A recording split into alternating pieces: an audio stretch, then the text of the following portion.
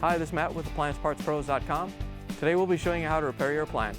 Remember, anytime you work on an appliance, make sure it's unplugged or the circuit breakers are off so there's no chance of electrocution. Also make sure you turn off the gas valve at the wall. In this video we're going to show you how to change out the GE Dryer High Limit Thermostat. It's going to be a very easy repair and should only take a few minutes to show you how to do it. If you already have one of these, great. If not, you can click on the link below or get it at AppliancePartsPros.com. When you open up the package, you're going to get the new High Limit Thermostat. The High Limit Thermostat is a safety device that shuts off the heat if the dryer gets too hot. The main reason you'll be changing it out is if it's failed and the dryer's not starting or heating. In order to change the part, we have to take the dryer apart. First thing we're going to do is open up the door. Once you have the door open, we're going to remove these two screws that hold the top on. We're going to use a Phillips screwdriver to take them out.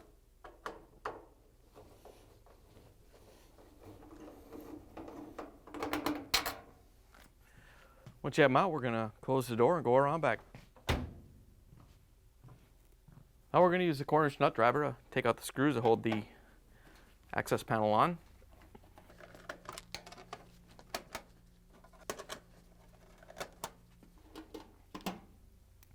Then we can lift the panel up, take it off.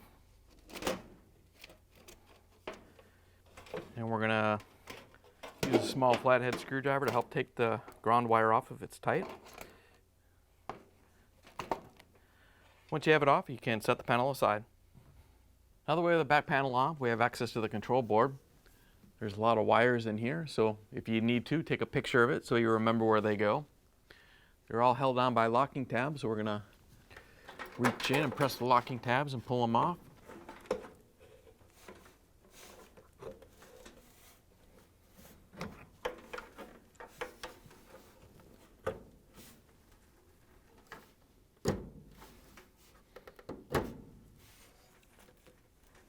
Now that we have all the wires off the controls, we have to take the Ethernet plug off.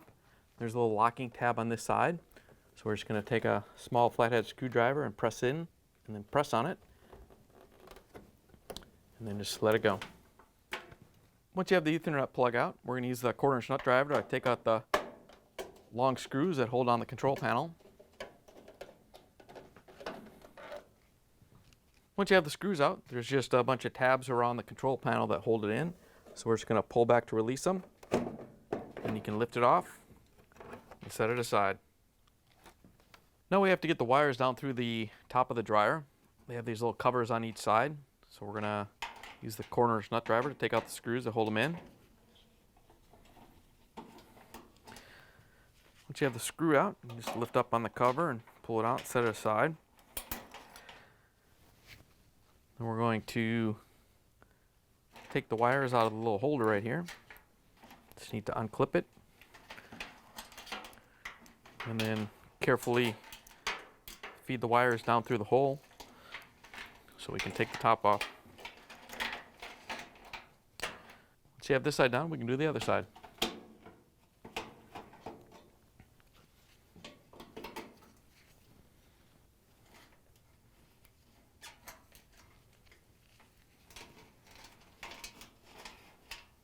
Then we're going to use the Phillips screwdriver to remove the screw on each side that holds the top to the cabinet.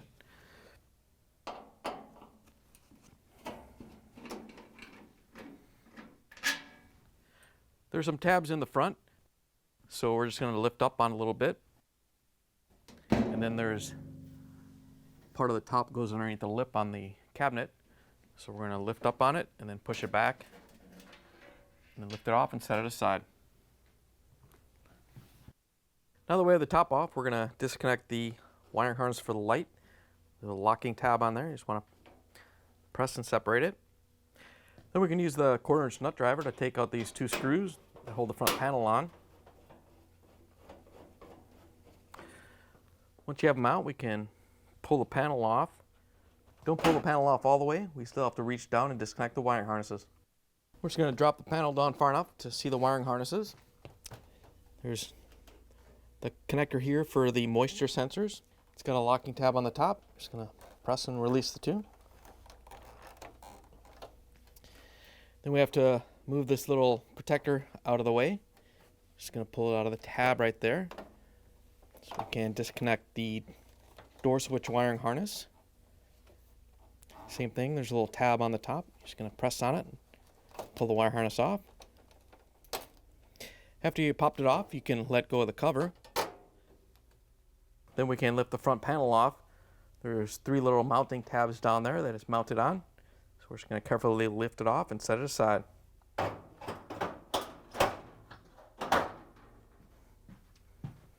Now we have to take the drum out, so we're going to reach in and take the belt off of the idler. You're going to grab the idler pulley with your right hand and pull it down towards the base of the machine, and then unhook the belt from the motor pulley. Once you have it off, we can lift the drum out. To pull the drum out, we're just going to lift up on the belt and the front of the drum and guide it out through the cutouts.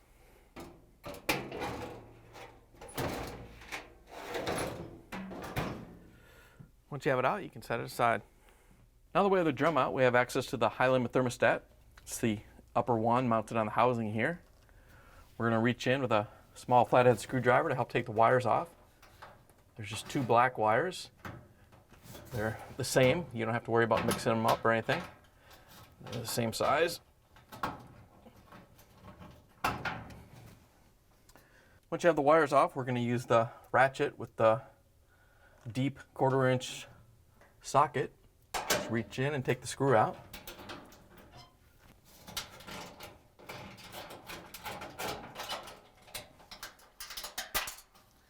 If you drop the screw, you can pick it up later. The other side is just held in with a tab, so you just have to lift it up and pull it out. Once you have it free, you can pull it out of the dryer. Here's the old high limit thermostat next to the new one. If you already have one of these, great. If not, you can get it at appliancepartspros.com. Now we can put the new high limit thermostat in. Just want to slip the tab up into position and drop it down. Hold it in place while we get the screw started a little bit.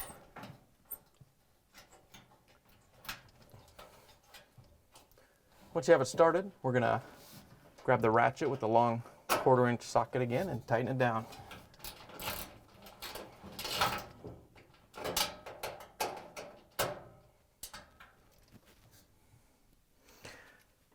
Once you have it tightened down, we can connect the wires. Remember, it doesn't matter which one they go on, just make sure they go on so you get a good connection.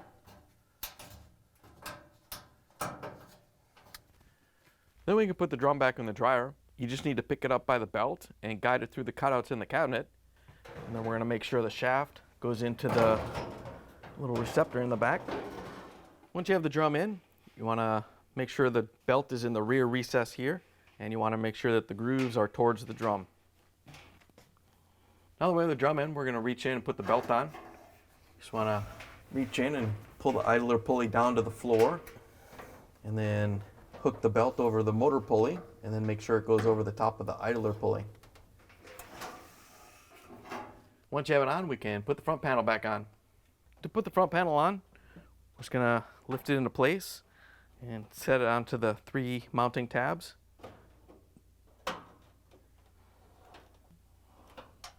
Once you have it in place, we can lift it up a little bit so we can attach the door switch and moisture sensor wiring harnesses.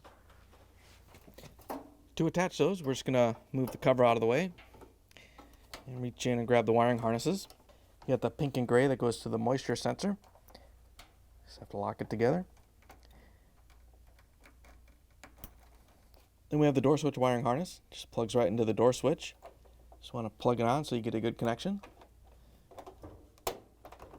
Then we can swing the cover back in place. Just want to make sure the little tab goes into the front panel. Once you have that on, we can lift the panel up and put it in place. As you're lifting it up, we have to lift up on the drum and set it onto the glides. And then as you get closer, you have to make sure that these tabs go into the slots on the cabinet in the front of the panel.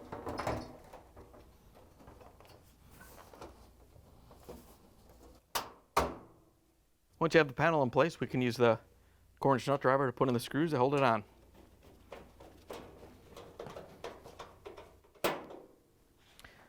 Once you have those in, we can reconnect the drum light over on the left-hand side. Just have to connect them together so you get a good connection. Once you have it on, we can put the top back on. You want to make sure that the lip of the top goes underneath the panel here, so it locks it in place.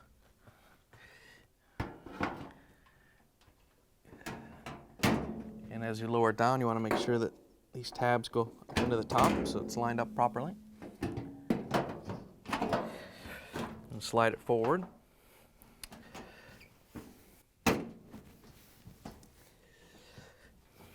Once you have it in place, we're just going to pull the wires out, make sure they don't get pinched in between the top and the cabinet when we're putting it on.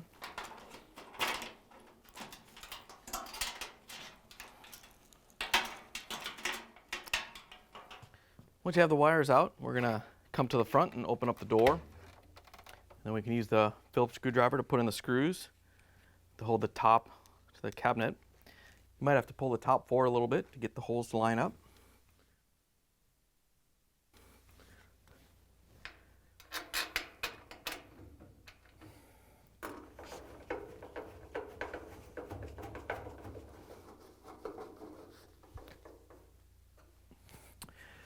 Once you have the screws in, we can close the door. Now we can put the screws on in the back. We're just going to line them up and put them in. Then you can use the Phillips screwdriver to tighten them down.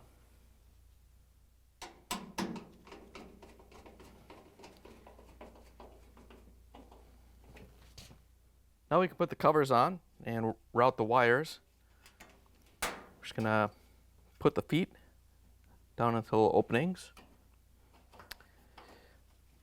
And then we can use the 1/4-inch nut driver to put the screw in. Then we can grab the wire and run it through the holder, lock it in place. Once you have this one done, you can do the other side.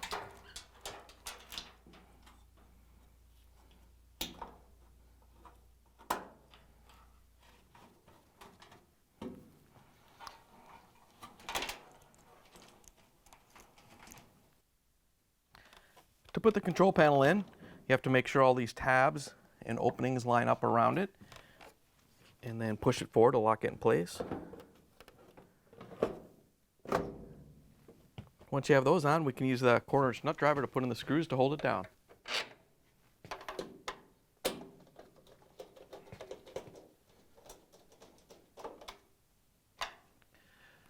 Now we can reconnect all the wires. First thing we're going to do is reconnect the Ethernet wire.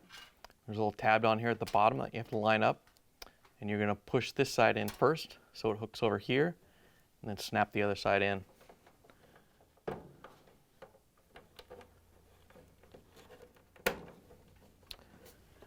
Now we can attach the rest of the wires to the control board. We're just going to follow the Ethernet cable up to this one. It goes right up here on the board. Just want to make sure these click in and get good connection on them all. The next one is the pink, gray, and green. It's going to go right up here. Then we have this one that goes on the other end of the board. It's the white, black, and yellow.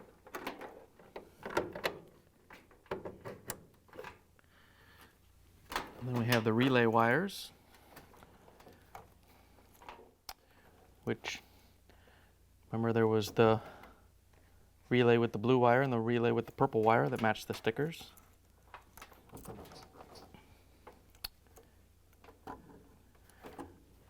Then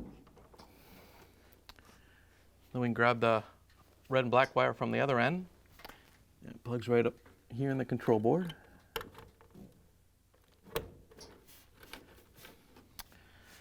Once you have all the wires on, we can put the access panel back on.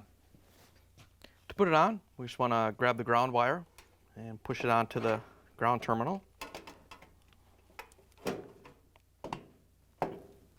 Once you have the wire in, we're going to lift up the access panel so the little feet go into the holders and let it drop down into place. Then we're going to use the 1/4-inch nut driver to put in the screws.